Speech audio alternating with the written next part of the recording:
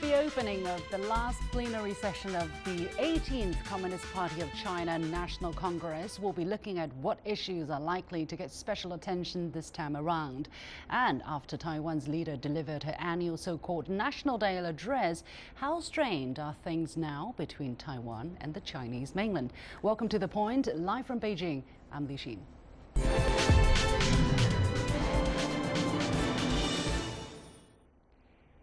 The seventh and last plenary session of the 18th National Congress of the Communist Party of China kicked off in Beijing on Wednesday. This meeting is significant as the CPC is fully geared up for next week's 19th National Congress.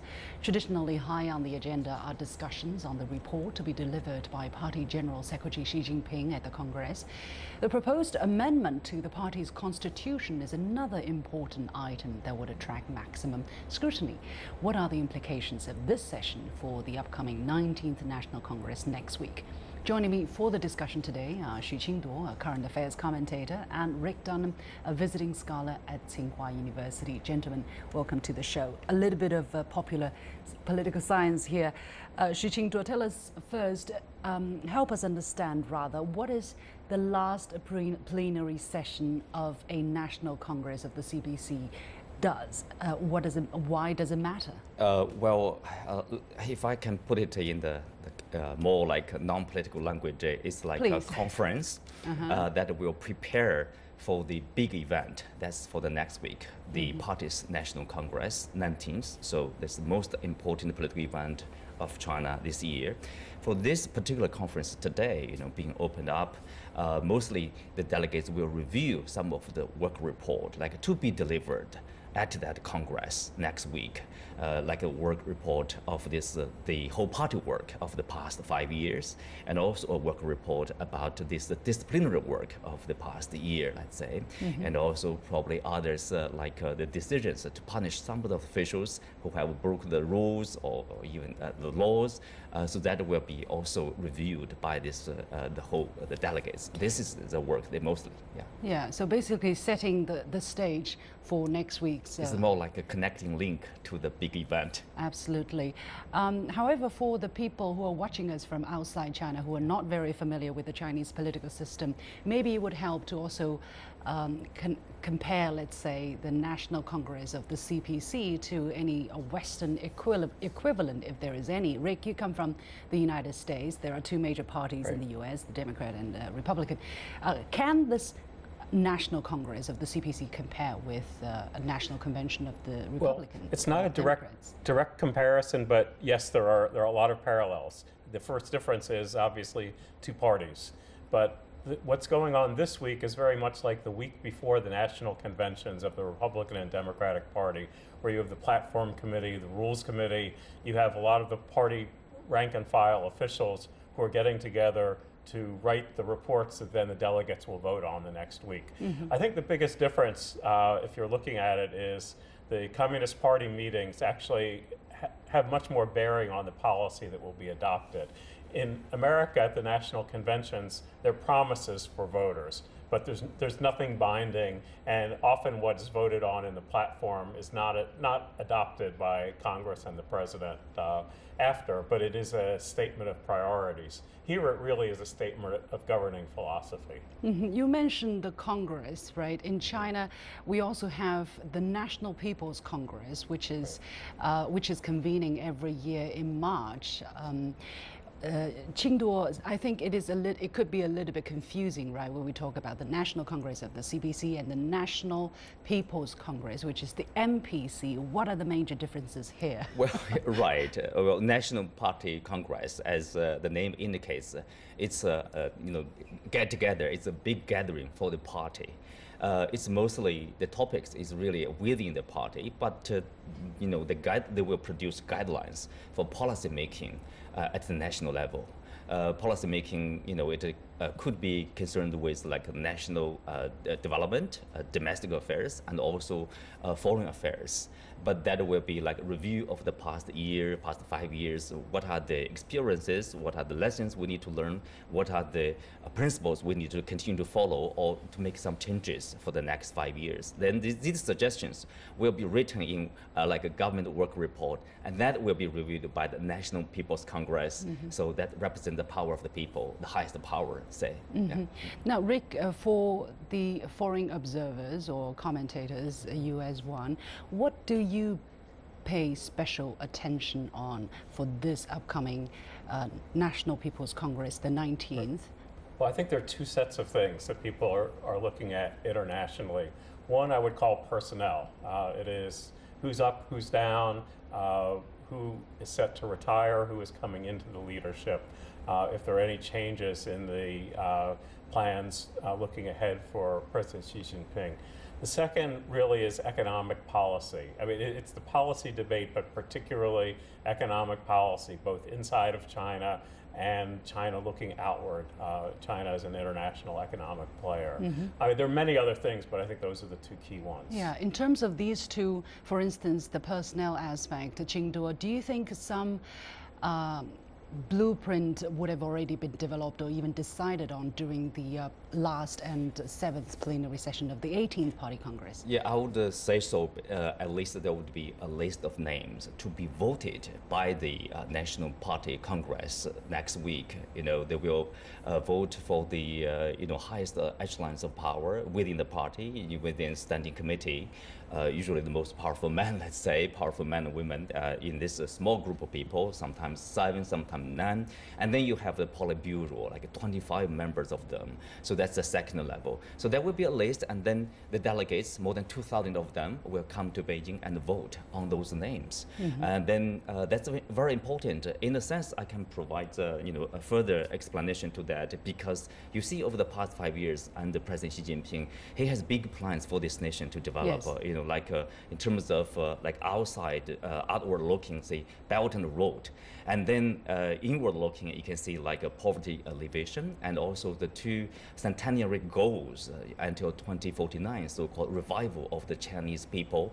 These are big plans. You need a strong team. You need a well-coordinated team to implement those plans. So this is very important in terms of like the leadership, a new team of member, and to lead this nation. Yeah, talking about leadership, a very important document that the CPC upholds is the Charter of the Party, or the party's constitution, and it is expected that the party constitution will be amended during the 19th Party Congress.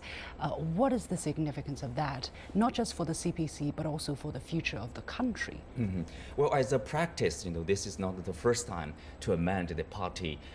Sometimes it's a party charter or party constitution. For the Chinese Communist Party, which is very different from the political parties, say in the US or in the UK or in another country, because this is a one-party rule, and the party itself is well disciplined. So that's why they have this big national congress like every 5 years, and then you have the plenary sessions, every year, or sometimes 2 times probably. And then you need really to have like a common understanding and also consensus. There are certain rules we should follow, and also there are certain spirits and like a political philosophy we should follow. And this is really about to regulate this within the party members, the behaviors, and also, in order to achieve those big goals I have mentioned earlier. You really need to have this like a consensus within the party. 89 million of them, party members. 89 million. And also, it's most importantly, is really based on the review of the past works, and then you can have, say, some of the successful experiences which should be incorporated into this party charter. Yeah. And I think some of the new ideas and the thought by President Xi Jinping will also be incorporated obviously in this party constitution, and then that will be the guideline for, say, next 5 years at least.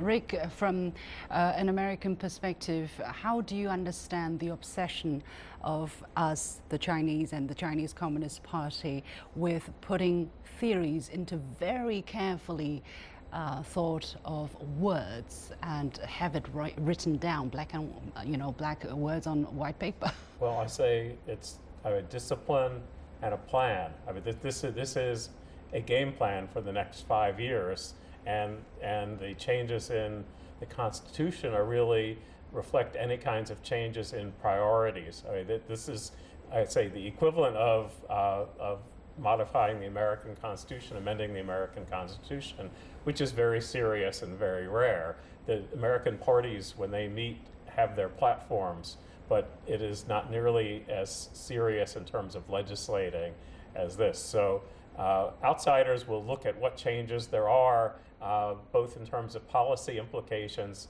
and in terms of the strength of Xi Jinping and the strength of his ideas. I mean, what the party will be pushing in a disciplined way in the 5 years ahead. Well, you talk about changing the U.S. Constitution. Indeed, it's a very, very challenging endeavor, and rarely it gets passed through. However, in the history of the CPC since its founding on July 23rd, 1921, actually the party constitution has been updated or amended up to now 16 times, and this will be the 17th time that is amended.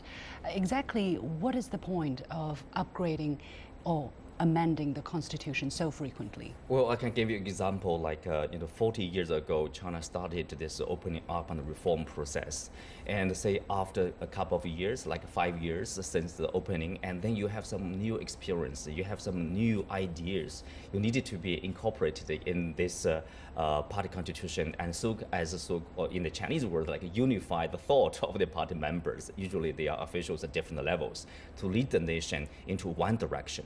So this obviously it has its strength. That is like everybody works toward the same direction, and probably that's why China enjoys so rapid development over the past 40 years. This is unprecedented in human history. I think it can attribute it to this part of the practice of this party. But Rick, it's interesting that Qingduo mentioned this idea of unifying people's thought. Indeed, you need to build consensus, right? However, there are also people who have different opinions, and in fact, some international media has accused the Communist Party of purging dissidents and shutting people with different opinions out in order. Under the pretext, let's say, of so-called intra-party governance. What is your take on this, Rick? Well, obviously there has been a crackdown on corruption, and in past presidencies there tends to be a push right at the beginning, and then it's slowed down. Here it has not, and if you look at the statistics as I have this week, the corruption cases actually have been increasing. So the question is, some internationally have said that there's political undertone as well as a law enforcement undertone, and so that's really the root of that kind of a debate. But this is a one-party system, and there's not the same kind of debate as there is in the United States or the UK or France. And so, I mean, the party in charge is going to be saying what's going to happen. I think the political undertone is kind of like missing the point. People looking at like cases by case, case by case or individual cases, no, they are somehow like there's a shortage of a far side. If you look at China, I think the party is looking at beyond, say, 10, 20 years. We are looking at 2049, the second centenary. The goal is to revive the nation, revive the country. This is even beyond like China becoming the largest economy. It is beyond that. So you do need a strong party that's well regulated. So crackdown on corruption is crackdown on corruption. That's to regulate it, to make sure there is a boost about the behavior of the party members, of the officials, so you can go far. Yeah, we have to leave it there. Many thanks, our guests, Xu Qingduo, a current affairs commentator, and Rick Dunham, a visiting scholar at Tsinghua University. And here is my point. Now, many people, especially in the West, appear confused by the way the Chinese political system works, and perhaps they wonder why all these congresses and plenary sessions are necessary in the first place. Well, they're apt to forget that every political system needs checks and balances in place, and China is no different in this regard. Under Western-style democracies, the opposition parties have the responsibility of holding the government of the day to account. But in China, where we have just one ruling party, it is important for the party to constantly re-examine itself And these congresses are how that is done. This is not to say that one political system is better or worse than another. We all have our own views on this after all. So long as a system suits that country's circumstances and functions effectively, then it might be the appropriate system for that country. You have been watching The Point with me, Liu Xin. We'll take a short break and we'll be back right after that.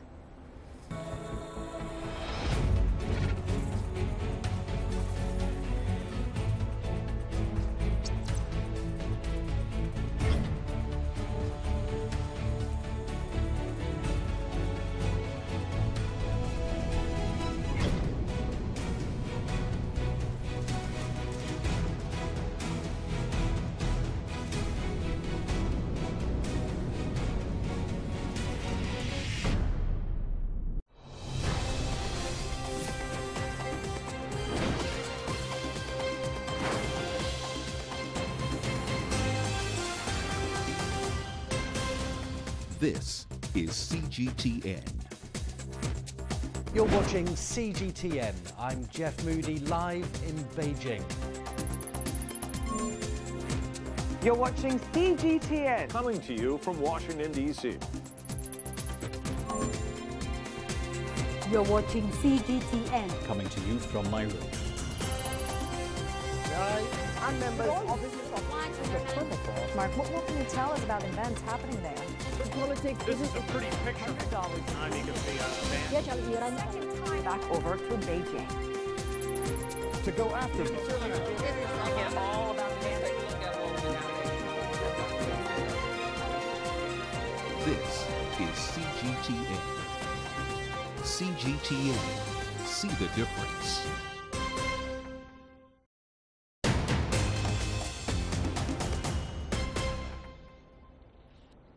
Welcome back. Taiwan leader Tsai Ing-wen delivered her so-called National Day address entitled Better Taiwan on Tuesday. In the speech, she listed the island's achievements under her leadership, such as in economic and industrial structure, education and military forces. Now, commentators on both sides of the Taiwan Straits have criticized her as being boastful and lacking in sincerity. Now, this year is the 30th anniversary of the opening of people-to-people communications across the Taiwan Straits.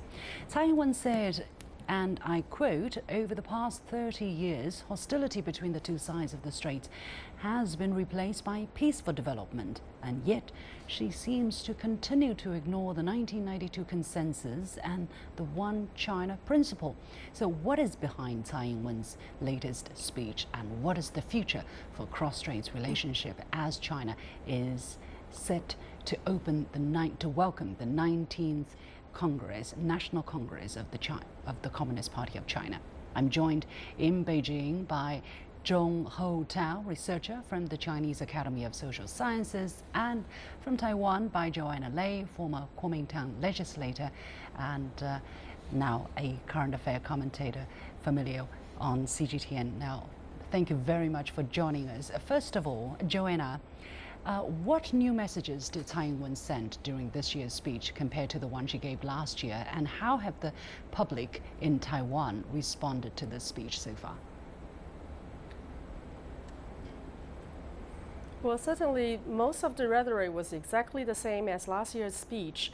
She does try to instill a sense of hope through A Better Taiwan, a new title, and also to unite the people behind by inviting all the parties to sit down and have an internal dialogue.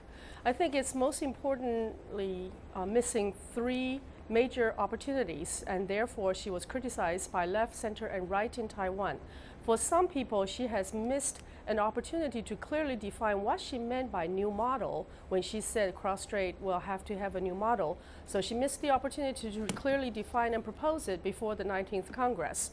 And in terms of A Better Taiwan, many people believe that beyond the rhetoric, there was no clear action plan or strategic directions in terms of how to allow Taiwan to move in a world where mainland China is such a major economic force and One Belt, One Road is such a major economic initiative. And thirdly, when she talked about greater international participation, beyond calling for forging stronger relationship with, say, United States and Japan, and calling the cities to host sports and events, she failed to address how to participate internationally without dealing with a mainland China issue, dealing with settling a relationship across Taiwan Strait, because most people did observe Panama, ICAO, and WHA. Now Taiwan has less of a participation rather than more. Mm-hmm. Yeah, indeed. Many experts on the mainland have also noticed that her speech has been a rehash of previous statements. Mr. Zhong, from rather the mainland perspective, why did she choose to give a speech without offering more new information? Did she have a choice, you think? Yes, she indeed has a choice, but she is confined by the party politics within Taiwan, and that means she is confined by both the blue camp and the green camp in Taiwan. If she moves toward the reunification direction or to the one China direction, then she would be criticized by the green camp. In the same way, if she moves toward the Taiwan independence direction, then she would be criticized by the blue camp. So the best way for her maybe is just to maintain the previous statement, just to repeat herself. That's the reason why she refused to provide some new information. Mm-hmm. Joanna, now in her speech, Tsai Ing-wen stated again that our goodwill will not change, our commitments will not change, we will not revert to the old path of confrontation, and we will not bow to pressure. She has said almost exactly the same thing last year. Why does she repeatedly emphasize these? Well, starting from her campaign, she has promised people in Taiwan that she will maintain status quo. Her party will be able to deal with cross-strait issues even better than the KMT, which was the ruling party before her party took office. So Tsai Ing-wen has to repeat these rhetoric to send messages to mainland China indicating that she does have the intention to continue dialogue. However, mainland China has repeatedly asked her to address this one issue, which started as addressing 92 consensus. That was, everybody knows, a very smart construct, which was designed ambiguously to allow certain room for maneuver. Without addressing that, she asked for a new test sheet in September. The new test sheet, new model, and new environment were her new rhetoric to people in Taiwan, hoping to reset the model and reset the relationship with mainland China. However, we do know that since 2005, with the anti-secession law, mainland China has been very consistent and very clear in terms of Taiwan independence movement and in terms of the one China policy. So it seems that she doesn't have a lot of room to maneuver without addressing the 92 consensus or the one China policy, one China issue directly. Mm-hmm. Well, Mr. Zhong, she has been ducking, Tsai Ing-wen, has been ducking this question for a while. You know, what possible options can she have? Can she continue just being vague down the road, or and trying to hold on to things? Actually, she has many choices. For example, the first choice maybe for her is to just abandon or freeze the so-called Taiwan Independence Clause for DPP. And another, maybe she would declare that Taiwan will never declare that it would pursue Taiwan independence policy. The third, of course, it is much better for her to recognize 1992 consensus and one China principle, although it seems quite difficult for her to pursue that policy. What would it take then for her to make the right choices, Mr. Zhong? I think it should be worked together by both the blue camp from within Taiwan and from Chinese Mainland and even from United States. These three parties should work together to exert more pressure on Tsai Ing-wen, and I think maybe in future Tsai Ing-wen will experience much more pressure from these three parties, and then she will be compelled to adjust her cross-strait policy. Mm-hmm. Now, Joanna, let's talk also a little bit about the atmosphere during these days of the so-called National Day celebration. According to the local media, the atmosphere has indeed been quite depressed.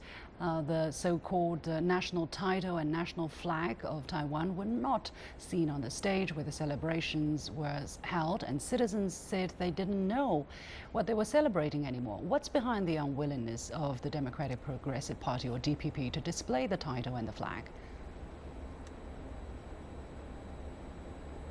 Well, for DPP, the current ideology says PRC and ROC, in terms of Taiwan's position, they use the double tenth as a way to pay lip service to the origin. And may I just add, double tenth was a celebration of the Wuchang military upheaval in terms of overthrowing the Qing dynasty, which ushered in a modern China. So it was a very important historical day for Taiwan to celebrate. And in this year, not only the official celebration was cold, it was not attended by a lot of people. If you watch the direct live telecast, you'll see a lot of empty seats. But there were little symbols in terms of how the origin was about and how the proud history of the first republic in Asia was formed. So all of these were gone, and of course that's consistent with DPP's ideology. But may I add that while the official celebration was really cold, the private people celebration was very hot. There were a lot of people celebrations held in different locations, attended by thousands of people. So while the current government is pushing its own ideology by downplaying the double tenth celebration, the people certainly hasn't forgotten the history and how we are celebrating a very proud, a very important past. Indeed, and this is a critical moment as well. Besides looking back in history, we also need to look ahead, and there's a very important juncture ahead of us, Mr. Zhong, which is the 19th National Congress of the Communist Party of China. A lot of people are watching what Taiwan policy or any changes to the current Taiwan policy will be announced at the end of this during this Congress. Mr. Zhong, what can we expect?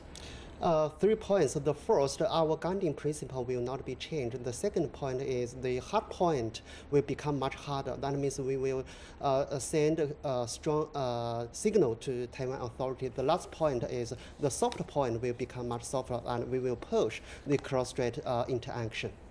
Joanna, what is the expectation? Is there any nervousness in the island about the upcoming National Congress of the CPC? Well, there are two things. Certainly, the rhetoric is turning up the heat. Recently, we hear a lot of official statements directly criticizing Tsai Ing-wen. However, we're also seeing a much more sophisticated Taiwan policy exercised by mainland China's top leadership. You see a lot of people-to-people exchanges, direct movements toward attracting young people, and I think the future will be a lot more complicated. Instead of having one major talking point or one major strategy, there will be 2, 3, 4 different tracks of conversation, and Taiwan will have different opinions being voiced by different groups within the island. Yeah, okay, we have to leave it there. Thank you very much, and we'll keep a close watch on the development of the situation. Many thanks, Zhong Houtao, researcher from the Chinese Academy of Social Sciences, and Joanna Lei, a former Taiwan legislator. Well, my last point, in her speech entitled Better Taiwan, Tsai Ing-wen recalled the past 30 years of exchanges between the two sides, citing the emotional examples of family reunions and student exchanges. She said both sides should search for new modes of interactions with determination and patience to lay a more solid basis for long-term peace and stability. A nice vision, but I think she's missing the point about how to get there.